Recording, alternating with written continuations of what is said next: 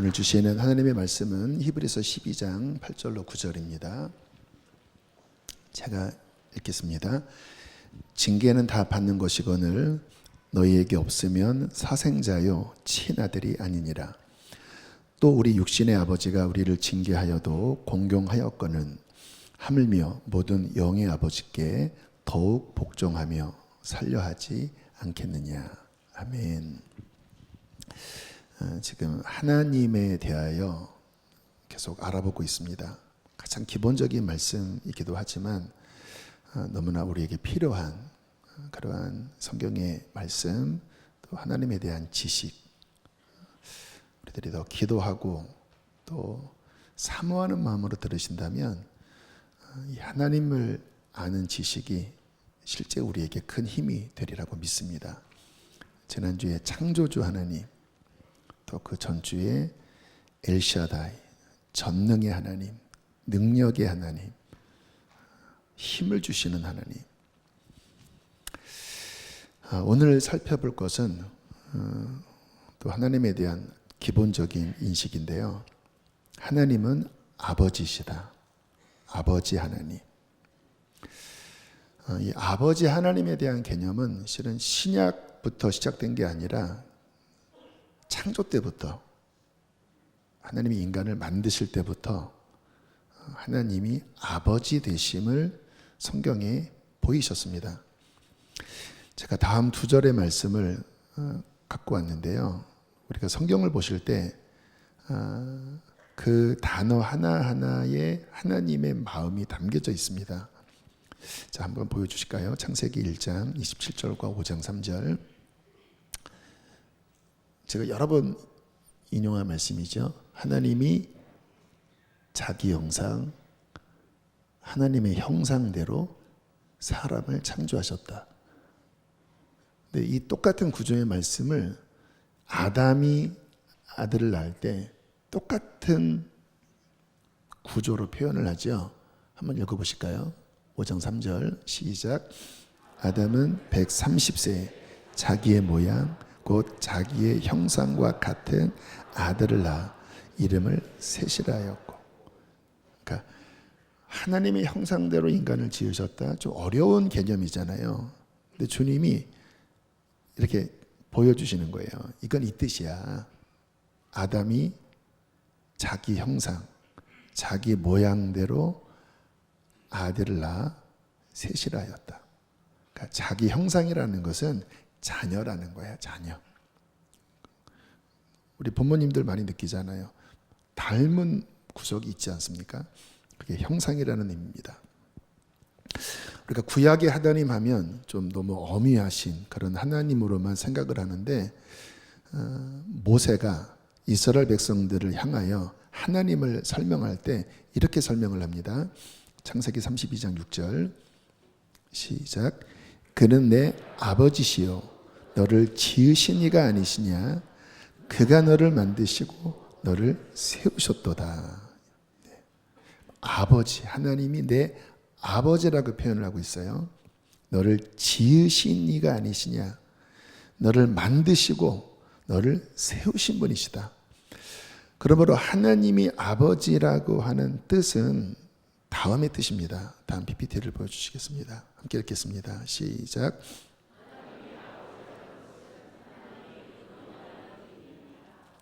네, 근원이라는 의미입니다. 아버지, 하나님 아버지. 오늘 여러 가지 한 네 가지 개념을 살펴볼 텐데 가장 첫 번째는 근원이다. 근원, 하나님이 내 모든 존재의 근원이다. 나를 있게 하신 분이 누구실까요? 하나님 아버지. 내 생명, 여러분 생명이 어디서 왔어요? 여러분의 호흡 어떻게 해서 쉬고 계시죠? 그 생명의 근원, 지금 나를 있게 하신, 숨을 쉬게 하시는, 지금 내 존재의 모든 것, 내 세포, 나의 성향, 여러분 성향도 하나님께로부터 온 것입니다.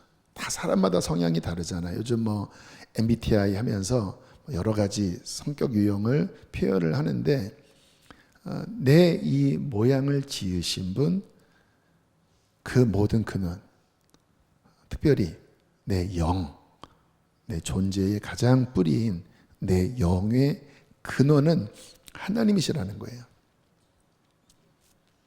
신앙은 무엇일까요? 왜 예배하러 오셨습니까?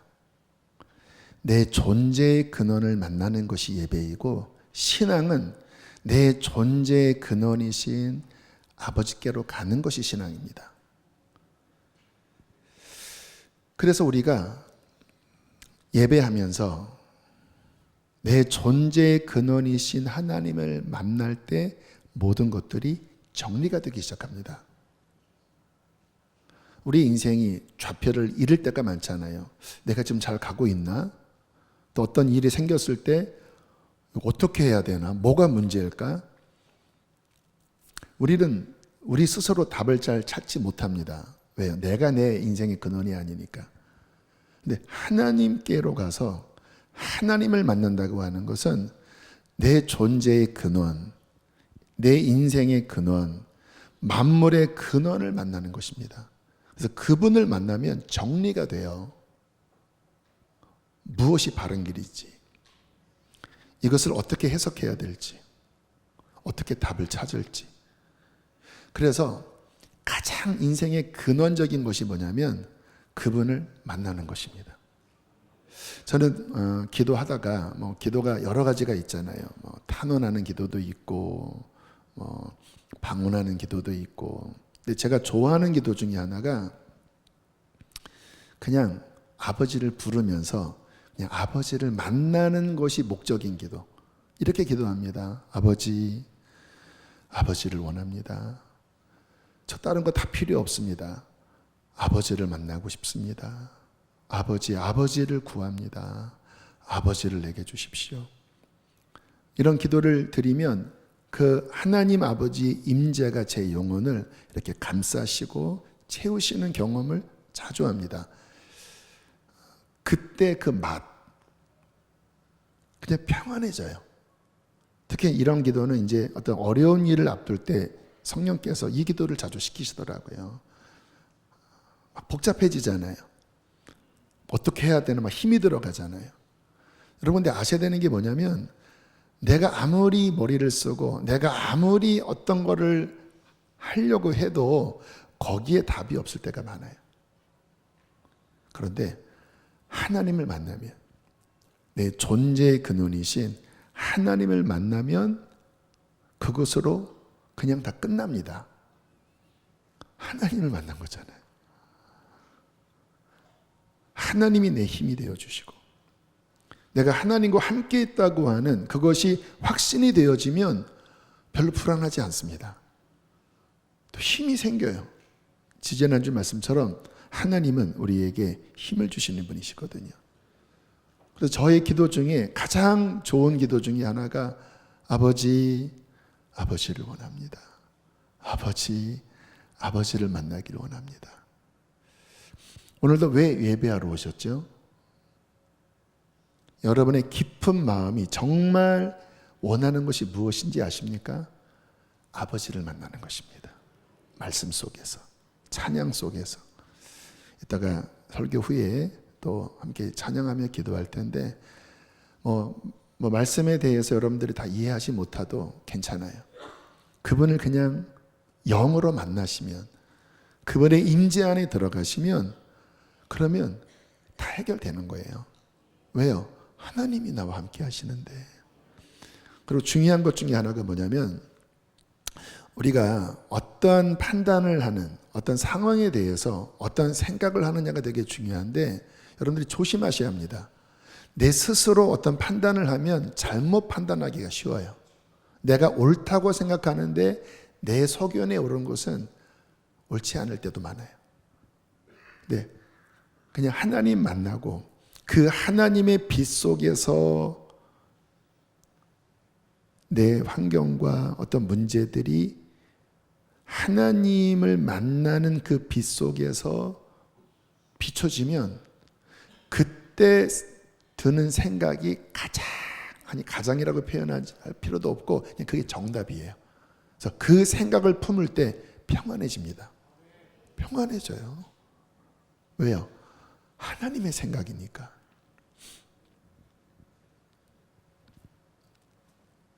여러분, 하나님께 나아가십시오. 좋을 때나 좋지 않을 때나 그분을 만나십시오. 그것이 예배이고, 그것이 기도이고, 그것이 신앙이고, 그것이 삶의 가장 기초입니다. 자, 첫 번째 의미죠. 하나님의 아버지라는 것은 근원이다. 근원이다. 신앙은 뭡니까? 그 아버지를 만나는 것. 자, 두 번째. 자, 하나님 아버지 안에 함께 읽으실까요? 시작. 네, 하나님이 내가 아버지다. 내 형상대로 너를 지었다. 창조의 목적이 담겨져 있습니다. 항상 어떤 물건을 살 때 그 물건의 사용 용도 또 물건의 목적을 알아야 제대로 쓰잖아요. 하나님이 내 존재의 근원이시고 창조주시라면 창조의 목적을 알아야 합니다. 근데 어떻게 알아요? 하나님 아버지라고 하는 명제 속에 창조의 목적이 담겨져 있습니다. 하나님이 인간을 자녀로, 하나님 닮은 자녀로 지으셨다고 하는 것은 우리를 단순한 피조물로만 지으신 게 아니라 영원한 사랑의 대상으로 지으신 것입니다.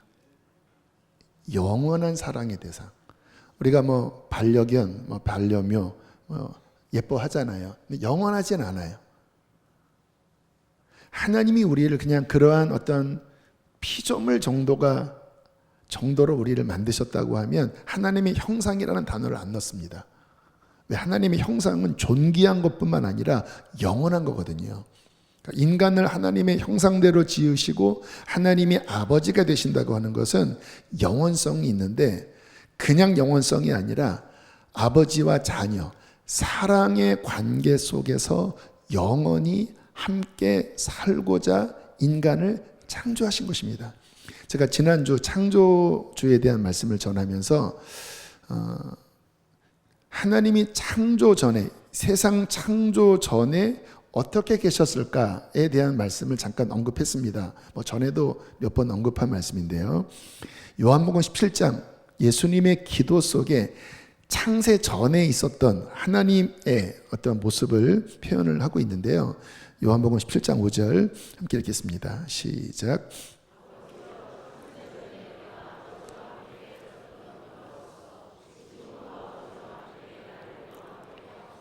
창세 전에 아버지와 아들이 또 성령이 영원한 사랑 가운데 영광 가운데 교제하면서 연합 속에, 그러니까 이 가정이라고 보시면 돼요. 아버지와 아들과 성령이 하나를 이루시면서 영광 속에 사랑 속에 친밀히 거하셨다는 거예요.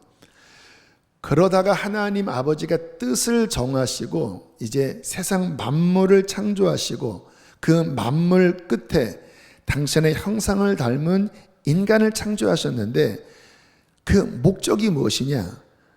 요한복음 17장 24절에 이렇게 주님께서 그 목적을 드러내고 계십니다. 함께 읽겠습니다. 시작. 아버지여 내게 주신 자도 나 있는 곳에 나와 함께 있어 아버지께서 창세전부터 나를 사랑하심으로 내게 주신 나의 영광을 그들로 보게 하시기를 원하옵나이다. 내게 주신 자도, 아버지여 내게 주신 자 누구예요? 아버지의 자녀들이라는 거예요. 내가 십자가를 지고 부활하여 이제 내가 아버지의 자녀인 것과 똑같은 그 아버지의 자녀들을 출생하게 할 것입니다. 그러면 그들도 태초에 계셨던, 아니 창세 전에 계셨던 아버지와 내가 가졌던 그 사랑과 친밀함과 영광 안에 함께 들어와 창세전부터 나를 사랑하신 그의 나를 향한 사랑 그리고 영광, 그것을 그들도 보게 하시기를 원합니다. 뭐예요? 거기에 함께 들어가게 하시기를 원한다는 거예요. 다시 말하면 그 하나님의 가족 안에 우리도 같은 가족으로 들어오게 하기를 원하신다는 거예요. 이게 창조의 목적입니다. 하나님의 형상대로 내가 사람을 만들고 내가 아버지가 되리라. 목적이 뭐예요? 그 영원 전에 그 영광과 사랑 속에 계셨던 성부, 성자, 성령의 그 친밀함, 그 연합, 그 가정, 하늘 아버지의 가정됨 안에 우리가 피조물 정도가 아니라 하나님의 자녀로, 예수 그리스도의 신부로 이 안에 들어가서 그 사랑을 함께 누리고 그 영광을 함께 맛보고 그 하나님께 영광을 돌리고 그 사랑을 받고 사랑을 드리는 영원한 존재로 우리를 창조하셨다는 것입니다. 엄청난 말씀이죠. 여러분이 그러한 존재라는 걸 아셨나요? 만물을 창조하신 창조주 앞에 저와 여러분이라고 하는 존재가 그냥 잠깐 왔다가 사라질 존재가 아니라 영원한 하나님의 나라 안에 하나님의 가족으로 사랑 가운데 영광 가운데 영원히 살 존재로 여러분이 지음받았다고 하는 것 여러분 아셨나요? 믿음으로 받아들이시길 바랍니다. 엄청난 거예요.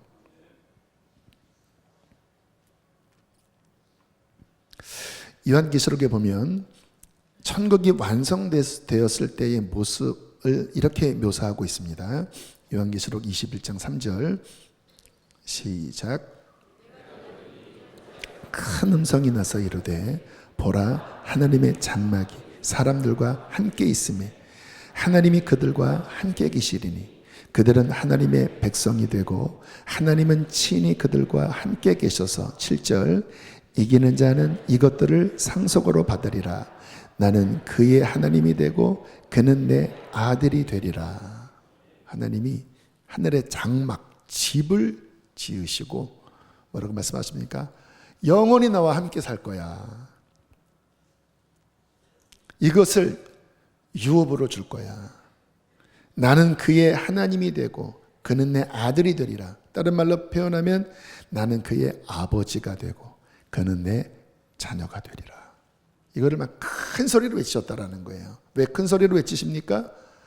이게 바로 너희를 창조한 목적이기 때문에 너희들이 이것을 반드시 알아야 하기 때문에 큰 소리로 이제 내가 천국에 아름다운 집을 짓고 너희와 함께 영원히 내가 아버지가 되어 너희는 내 자녀가 되어 보통 자녀가 아니라 내 친아들 예수와 똑같은 수준의 자녀가 되어 영원히 살자. 와. 여러분 여기까지 이해가 되면 이제 성경이 다 이해가 됩니다. 여러분 성경 보시면 하나님이 세상을 이처럼 사랑하사 독생자를 주셨으니 이는 저를 믿는 자마다 멸망치 않고 영생을 얻게 하려 하십니다. 하나님이 막 아들을 주셔서 막 우리를 구원하셨다. 이게 잘 이해가 솔직히 안 되시잖아요. 너무 과하게 느껴지잖아요. 근데 하나님이 그의 형상으로 우리를 지어 영원한 사랑의 대상으로 창조하였는데 인간이 하나님을 떠나 죄 가운데 멸망하려고 할 때 우리를 포기하지 않고 아들까지라도 내어주셔서 우리를 죄에서 건지셔서 하나님 자녀, 하나님 백성이 되게 하신다고 하는 성경의 스토리가 이해가 돼요. 그 수준으로 우리를 만드셨기 때문에 하나님은 모든 것을 다 쏟아 붓고서라도 우리를 구원하셨다라는 거예요. 이에 대해 성경이 이렇게 말씀하고 있습니다. 고린도후서 5장 19절과 21절입니다. 함께 읽겠습니다. 시작.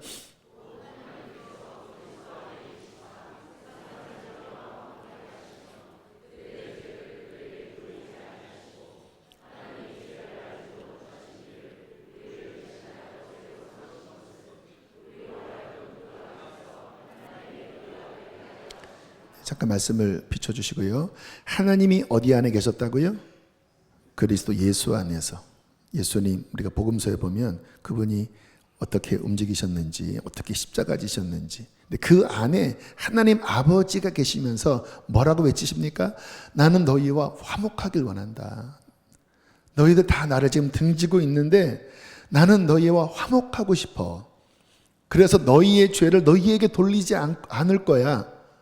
그리고 죄를 알지도 못하는 그 아들을 우리를 대신하여 죄를 삼으시고 우리를 대신하여 십자가에 우리 죄를 삼으셔서 십자가에 죽게 하신 것은 뭐냐? 우리로 하여금 그 안에서 예수 안에서 하나님의 의가 되게 하려 하심이라. 좀 어렵죠? 쉬운 말로 표현하면 뭐냐면 예수 안에서 이제 죄 없는 하나님의 자녀가 되게 하려 하심이라. 그 뜻입니다.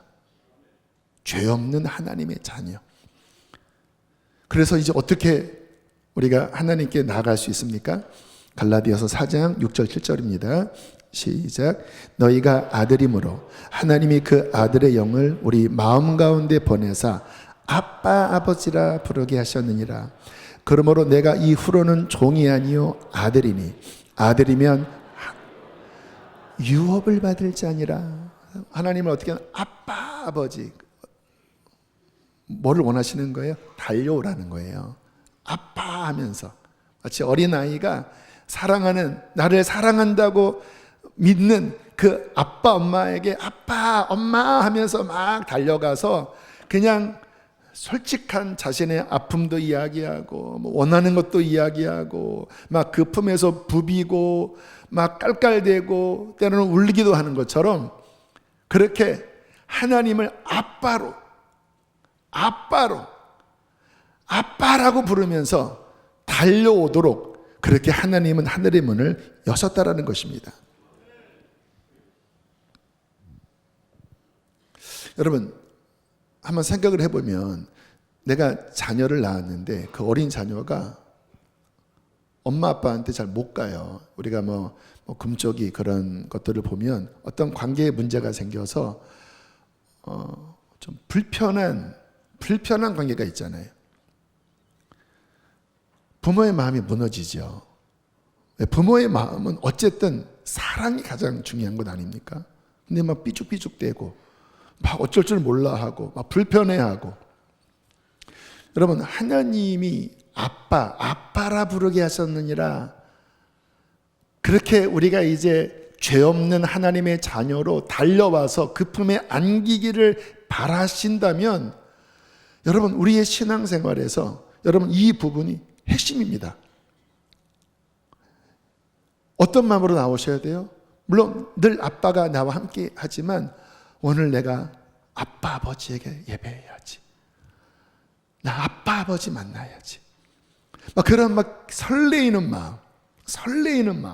여러분 설레이는 마음으로 예배하러 오시나요? 그분에게 가서 내 있는 마음을 솔직하게 아뢰는 거죠. 기쁨도 슬픔도 나의 연약함도 실패도 그거를 아버지께 결국 원하시는 거잖아요. 막 뭔가 벽을 치고 막 숨기려고 하고. 여러분 이거는 아버지가 원하는 게 아니잖아요. 그래서 기도는요 그런 면에서 담백한 게 좋습니다.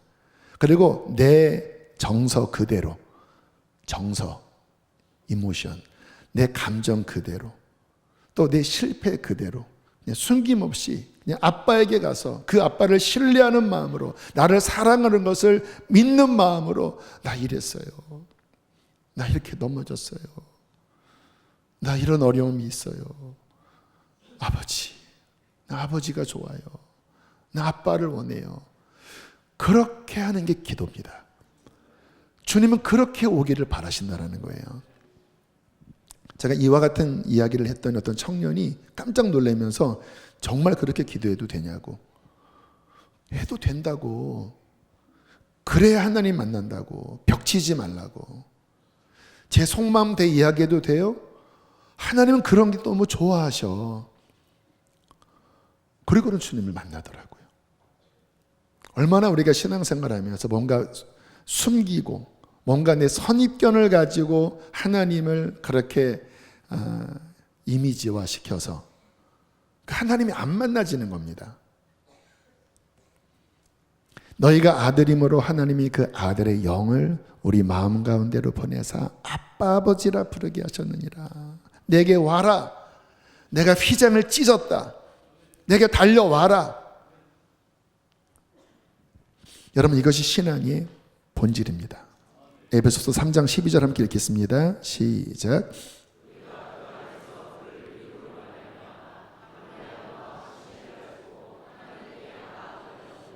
아멘. 예수 안에서 그를 믿음으로 어떻게 한다고요? 담대함과 확신을 가지고 하나님께, 오늘 말씀으로 적용하면 하나님 아버지께 나아감을 얻느니라. 그래서 하나님 아버지를 만나는 것, 이게 신앙의 실은 전부라고 할 수 있습니다. 저도 그동안 하나님을 이제 인격적으로 만나고, 그리고 그 하나님을 경험을 많이 했습니다. 근데 정말 제가 이렇게 하나님 만나고 여러 가지 이제 상황 속에서 만나잖아요. 실패할 때도 있고, 다급할 때도 있고, 또 뭔가 하나님에 대한 궁금함이 있을 때도 있고, 여러 상황 속에서 저는 저의 귀결은 한 군데였습니다. 하나님. 그러면 하나님 아버지께서 그 여러 상황 속에서 이제 인격적으로 만나주시면서 말씀을 깨닫게도 하시고, 어떤 음성을 들려주기도 하시고, 깨달음을 주시기도 하시고, 그러면서 하나님이 어떤 분이신가를 점점 알게 되었습니다. 여러분도 누군가 여러 상황 속에서 대화하다 보면 그 사람에 대한 인격을 알잖아요. 어떠한 사람인지, 어느 때 좋아하고 어느 때 화를 내고 어떤 감정을 표현하는 것을 보면서 그 사람을 알잖아요. 근데 제가 몇십 년 동안 그렇게 하나님을 만나가면서 제가 느낀 것은 뭐냐면, 진짜 완전한 사랑이 있다면 내가 만난 이분이 완전한 사랑이겠다. 여러분, 완전한 사랑이 무엇인지 여러분 아세요? 이러한 성격이 또 있고, 뭐 이러한 사랑을 표현하는 사람도 있고, 뭐 어떤 사람은 말도 안 되는 것도 막 사랑이라고 우기는 경우도 있고, 또 왜곡된 사랑도 있고. 근데 제가 하나님의 그 인격을 경험하면서 완전한 사랑이 있다면 내가 만난 이분이다. 이거는 제가 뭐라고 표현할 수는 없습니다. 근데 그냥 제 결론은 그거였어요. 요한일서 4장 8절에 이렇게 말씀을 하고 계십니다. 시작.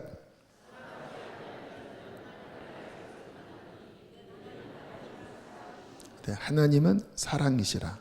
하나님 그분 자체가 사랑이시라. 이제 동시에 하나님이 두렵더라고요. 그래서 성경에 보면 떨면서 그를 가까이 할지어다, 이런 말씀들이 나와요. 시편에 보면. 그래서 어떤 사람은 어떻게 떨면서 기뻐할 수 있습니까? 근데 하나님의 인격을 만나다 보면 이게 돼요. 너무 사랑이시기 때문에 너무 기뻐요.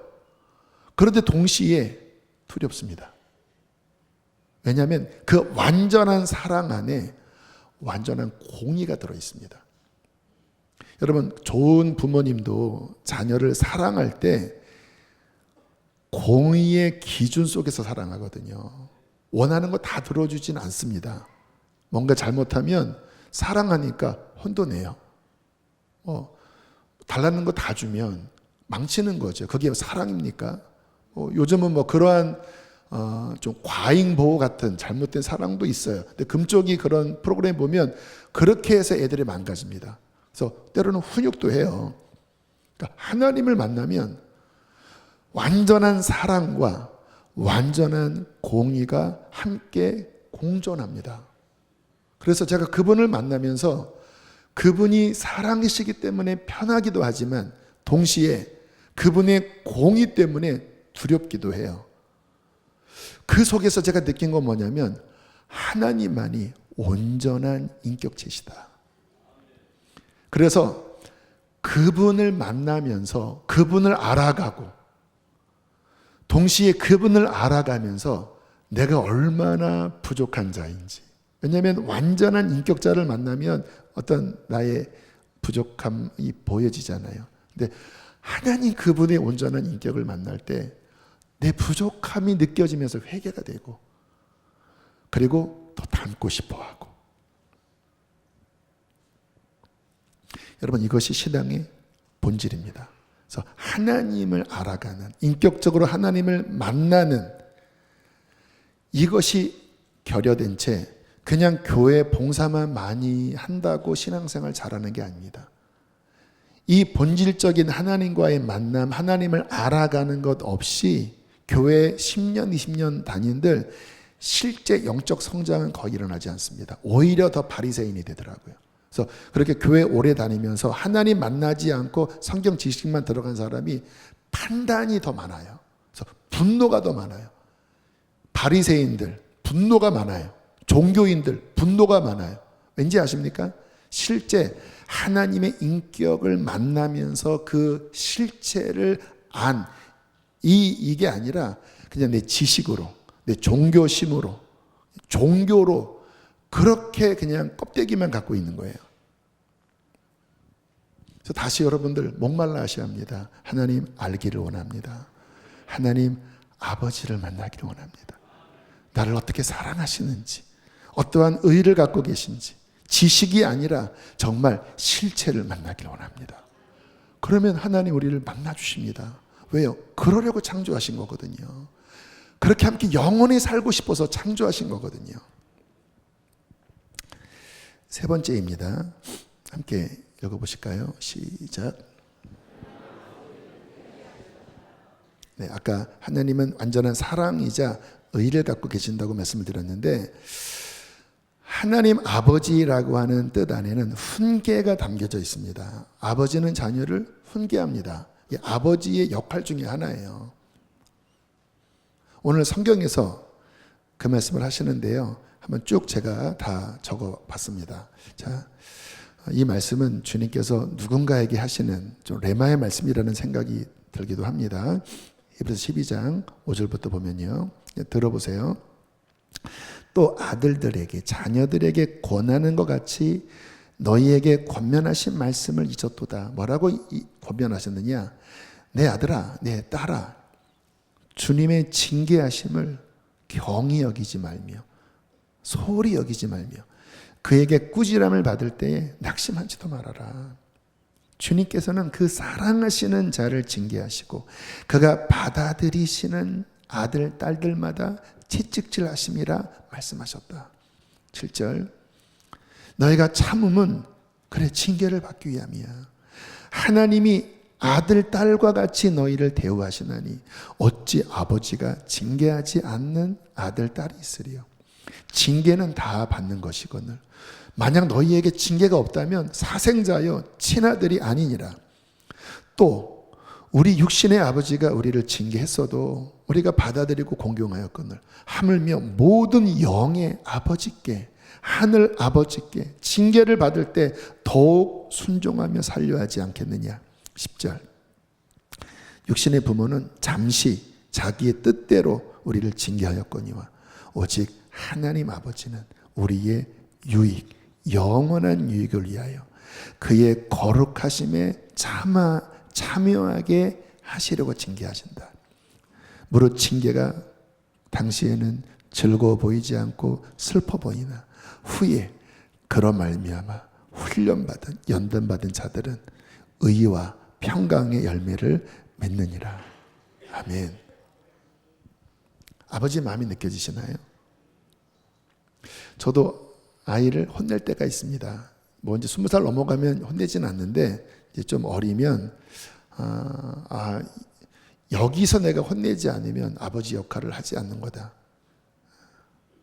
계속 놔두면 이제 잘못된 길로 갈 수가 있으니까 그때는 이제 회초리를 대기도 합니다. 왜 그럴까요? 잘 되기를 바라는 거지. 분풀이하고 막 걔가 막 괴로워하는 그 자체를 원하는 게 아니잖아요. 잘 되기를 바라는 것처럼 하나님 아버지, 우리의 영원한 아버지가 우리의 진정한 유익을 위하여 때로는 징계도 하시고 때로는 강한 훈련도 하신다라는 것입니다. 당시에는 힘들죠. 아프죠. 그러나 기억하라. 그것은 네가 하나님의 자녀라는 증거이다. 저도 신앙생활을 돌아보면 하나님이 그렇게 강하게 훈련하실 때가 여러 번 있었습니다. 여러분, 하나님이 한번 매섭게 훈련하신다고 하면 정말 무섭게 훈련하시더라고요. 안 봐주시더라고요. 기도해도 그때는 응답도 잘 안 돼요. 왜? 그때는 무슨 기도합니까? 빨리 이거 풀어달라고, 빨리 이 시간 지나가게 해달라고. 근데 하나님 아버지가 훈련하신다고 하면 그 기도를 들어주시면 훈련이 아니에요. 그때는 주님이 그냥 기도 안 들어주십니다. 그래서 너무 섭섭하기도 하고 삐지기도 하고. 근데 주님께서 그때 말씀하시더라고요. 내가 이렇게 너를 훈련하고 너를 징계할 때 너 낙심하지 마. 또는 무시하지도 마. 너의 영원한 유익을 위한 거야. 내가 너에게 바라는 거는 네가 정말 내 앞에서 잘 되고 하늘나라에서 잘 서는 거야. 신앙의 여정을 보면 저는 그랬던 것 같아요. 쉽게 넘어간 적이 없었습니다.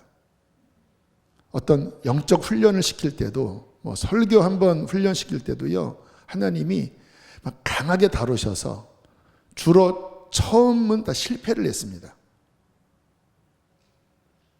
주님께서 뭔가 자만하지 않도록, 그리고 한 번 잘 되면 그 다음에는 꼭 골짜기를 지나가게 하시더라고요. 주님 왜 그러시죠?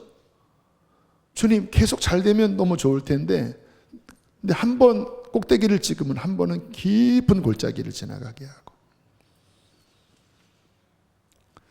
또 뭔가 잘못하면 주님이 막 제 양심 안에 또는 어느 때는 육체 안에 막 주님의 어떤 책망 또 어떤 징벌 이런 것들을 자주 경험했습니다. 그래서 하도 힘드니까 어느 때는 말 한마디 잘못해도 막 주님이 책망하시는 것 같고 막 기도가 막히고, 그래서 주님 앞에, 주님 왜 다른 사람한테는 안 그러시는 것 같은데 왜 저한테만 이러시죠?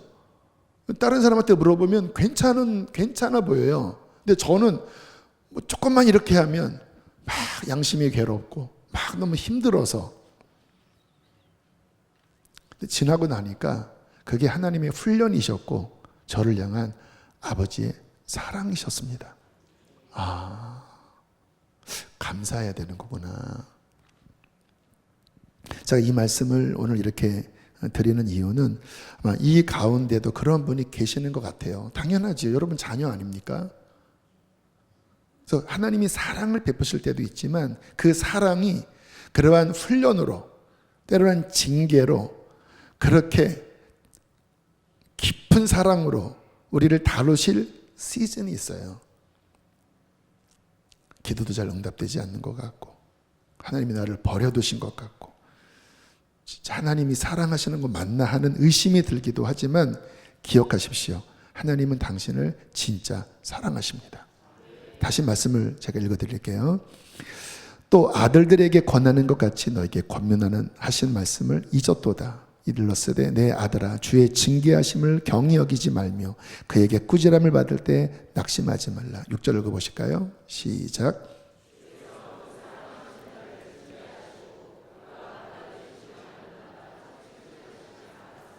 사랑하는 너를 받아들이는 너를 훈련한다. 채찍질한다. 7절 8절 너희가 참으면 징계를 받기 위함이라. 하나님이 아들과 같이 너희를 대우하시나니 어찌 아버지가 징계하지 않는 아들이 있으리요. 8절 시작.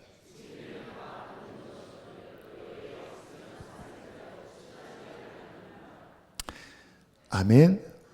그래서 그런 훈련을 받는 분이 계시다면 기뻐하십시오. 기뻐하세요.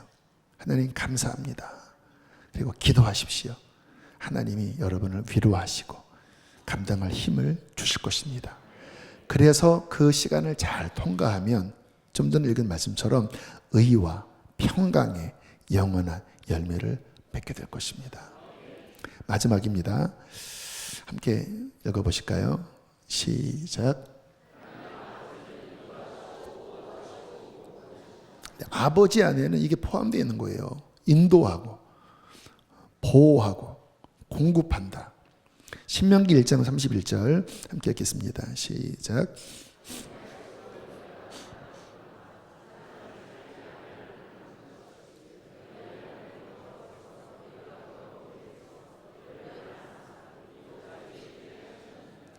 오늘 찬양 선곡 중에 주의 친절한 팔의 안기세, 주의 강한 팔 의지하사.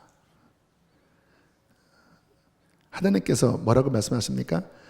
광야에서 사람이 자기의 아들을 안는 것 같이 너희를 안으사 이곳까지 이르게 하셨다. 여러분, 그 광야의 시절을 보면 힘든 시절이었습니다. 먹을 것도 별로 없고 뭐 정말 앞으로 잘 나아가지도 못하는 것 같고.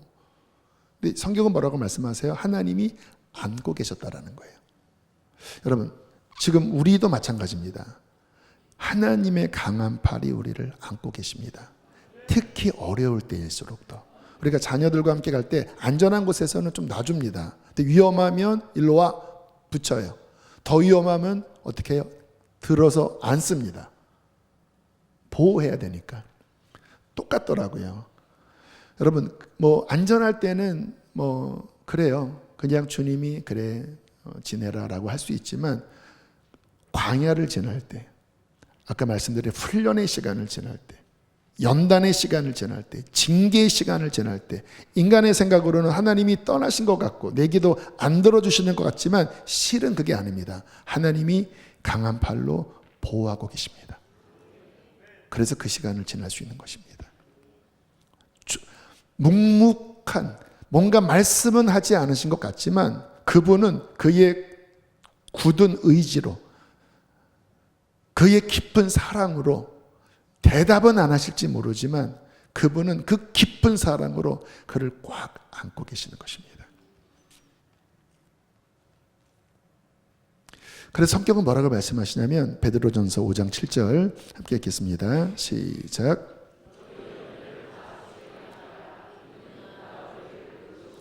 그래서 염려하지 말라는 거예요.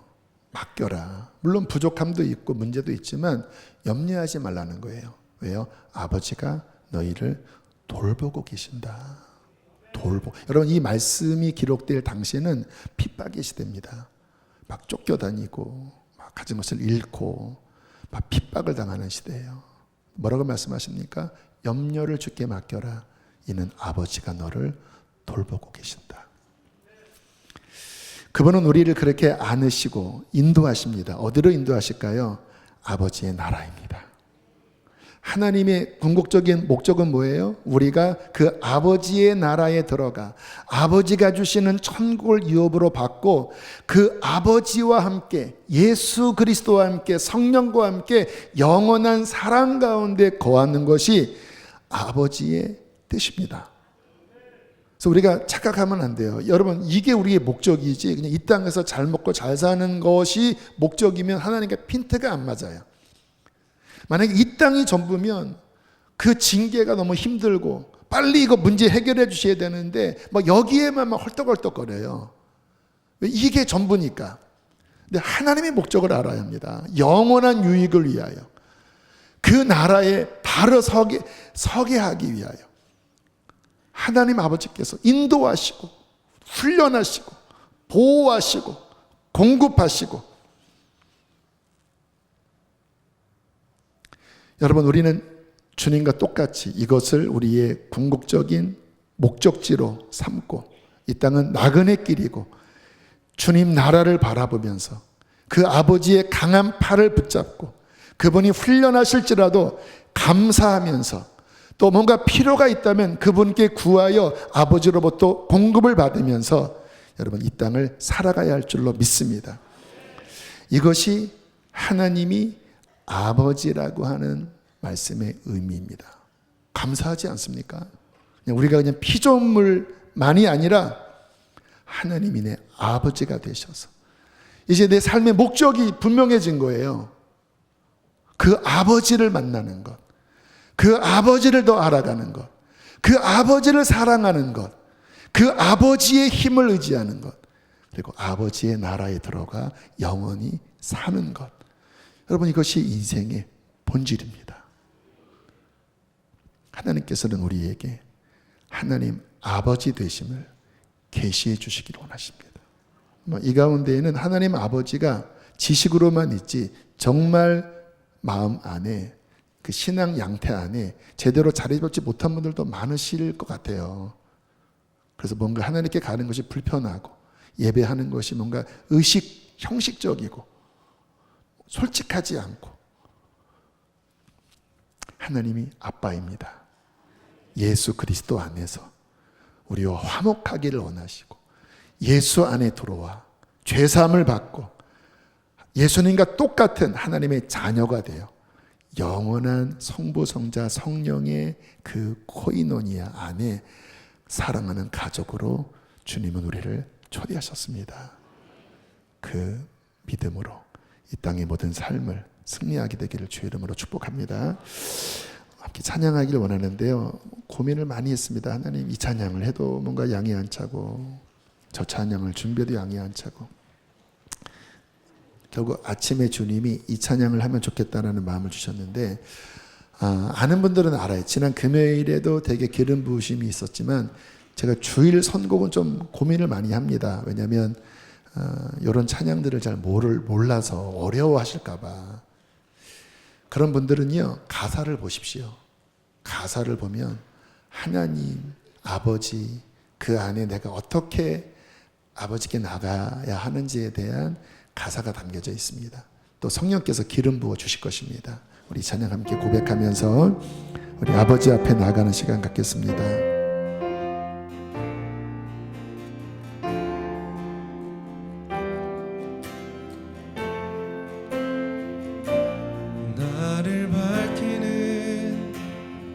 주의 멜로디 그 노래 날 감싸네.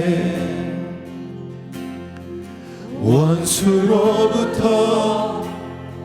나를 건지사 모든 두려움 사라져. 두려움에 멍해본데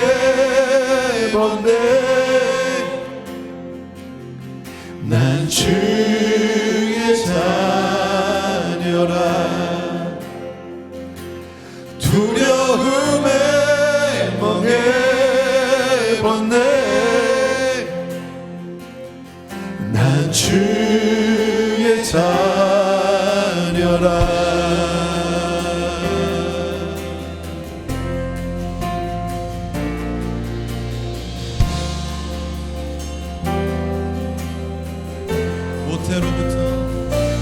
모태로부터 나를 택하여 내 이름을 부르네. 주의 자녀로 다시 태어나 예수 보혈의 은혜. 두려움에 멍해본데 난 주의 자녀라.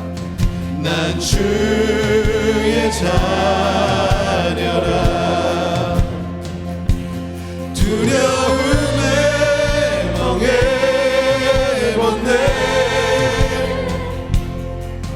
난 주의 자녀라.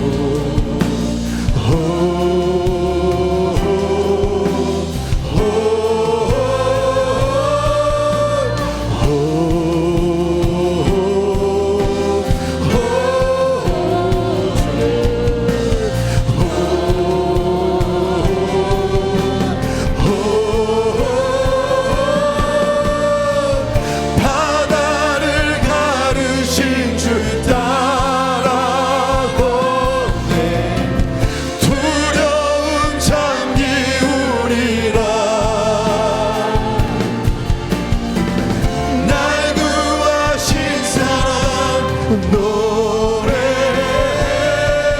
난 주의 자. 우리 바다를 가르실 때 강한 팔로 하르신 주님을 노래할까요? 바다를 가르신 주 따라 걷네 두려움 잠기우리라.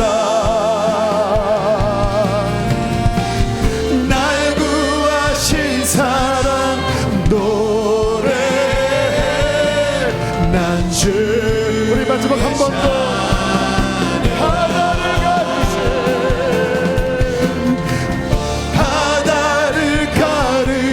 주 따라 걷네 두려움 잠기우리라. 아멘. 날 구하신 사랑 노래해 난 주의 자. 난 주의 자녀라. 난 주의 자녀라. 난 주의 자녀라. 난 주. 우리 주님 앞에 오른손 들고 고백합시다. 난 주의 자녀라. 난 주의 자녀라. 난 우리 시간 주여 두 번 부르시고 우리 말씀을 기억하면서 우리 아빠 아버지를 부르며 나가시겠습니다. 아빠 아버지, 우리를 사랑하시는 아빠 아버지, 당신은 내 존재의 근원이십니다. 나를 있게 하신 분이십니다. 내 호흡과 내 인생을 주관하시며 내 영혼의 주인이 되십니다. 나의 아버지, 나를 영원한 사랑의 대상으로 창조하셨습니다. 예수 그리스도 안에 아버지의 아들 딸이 되어 영원히 아버지의 나라에 살게 하셨습니다. 아버지가 나를 사랑하시기 때문에 징계를 하십니다. 아버지가 나를 아들로 여기시기 때문에 훈련을 하십니다. 아버지 감사합니다. 아버지 고맙습니다. 아버지 사랑합니다. 나를 지으신 아버지는 강한 팔로 나를 보호하시며 나를 지키시며 나를 인도하고 계시며 공급하는 분이십니다. 영원한 나라에 나를 인도하여 주실 것입니다. 아버지여, 아버지여, 할렐루야, 할렐루야. 바다를 가르신, 바다를 가르신 주 따라 걷네 두려움 잠기우리라. 날 구하신 주랑 노래해 난 주의 자. 난 주의 자녀라. 난 주의 자녀라. 난 주의 자녀라. 난 주의 자녀라. 두려움에 멍해봤네. 두려움에 멍해봤네.